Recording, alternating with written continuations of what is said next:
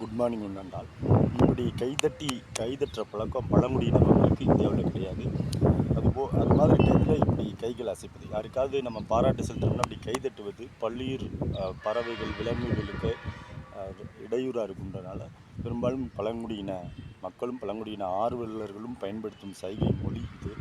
இதை நீங்கள் வந்து அரிட்டாபட்டி மலைப்பகுதியில் ஆய்வு செஞ்ச ரவிச்சந்திரன் மறைவு பெற்றுட்டார். அந்த தோழரும் இதை கருத்து வலியுறுத்துவார். நான் ஏற்காடு சேர்வராயன் ஹில்ஸு, அங்கே ஒரு சேர்வராயன் கோயில் இருக்குது, எல்லோரும் கட்டாயம் பார்க்க வேண்டும். அங்கே பெண்கள் தான் வழிபாடு இது பண்ணுறாங்க, பூஜை. ஆனால் அந்த கோயிலோட ஆச்சரியம் என்னென்னா, அந்த கோயில் கர்ப்பகிரகத்துக்குள்ளே ஒரு தடவை குடமுழுக்குக்காக 48 குடங்கள் தவற போய் அது தலைக்காவிரி கிட்ட கண்டெடுக்கப்பட்டதாக அந்த கோயில் வரலாறு சொல்லுது. பழங்குடியின மக்கள் தான் உண்மையான பழங்குடியின மக்கள் யார், அவர்களின் சொந்த 3-4 தலைமுறைகள் எது என்பதை நான் கட்டாயம் அடுத்தடுத்த பகிர்வுகளில் பகிர்ந்துக்கிறேன். எல்லா இனத்துலையுமே பழங்குடியின மக்கள் அந்த நிலத்தோடும் இயற்கை வளத்தையும் பாதுகாக்கக்கூடியவங்களாக இருப்பாங்க.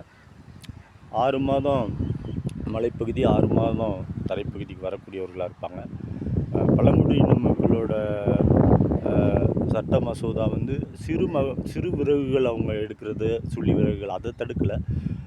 சந்தன மரம் போன்ற அந்த ஒரு விலை உயர்ந்த அகில் தேக்கு இதெல்லாம் கடத்துறவங்களுக்கு எதிராக கொண்டு வந்தது. ஆனால் ஏனோ தவறுதலாக அதிகாரிகளால் பழங்குடியின மக்களுக்கு எதிராகவே காலங்காலமாக பயன்படுத்தப்பட்டு வந்துட்டுருக்கின்றதை மறைந்த ரெவரண்ட் ஃபாதர் அவரோட புத்தகத்தில் படிக்கும்போது தெரியுது. அதை நான் அடுத்த பகிர்வில் பகிர்ந்துக்கிறேன். இயற்கை வளத்தோட என்விரான்மெண்டல் லான்னு இன்றைக்கி நம்ம பேசுகிறோம்ல, பயோ டைவர்சிட்டி, உயிர்கோளம், இதை எல்லாற்றையும் அப்படியே வைத்து காப்பாற்றி கொண்டிருப்பவர்கள் கடல்வாழ் பகுதியில் வாழக்கூடிய கடல்வாழ் மக்கள். அது மாதிரி அந்தந்த பகுதியில் இருக்கக்கூடிய பழங்குடியின மக்கள் வந்து அவங்க அங்கே இருக்கக்கூடிய தாவரங்கள் விலங்குகளை